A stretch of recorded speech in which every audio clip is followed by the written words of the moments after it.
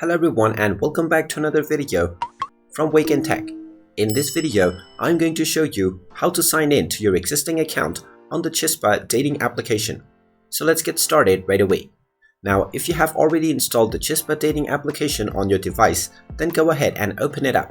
Now, after opening, you will be greeted with the sign in page where you have two different options to sign in. Now, if you created your account using your phone number, tap on sign in with mobile number. Then simply tap on the country code area and choose your country. Then enter your cell phone number and then tap on the continue button. After you tap on continue, you will be asked to enter the verification code that has been sent to your phone. So enter the verification code checking your phone SMS and then you will successfully be logged into your account. Now, if you created your account using Facebook, tap on sign in with Facebook.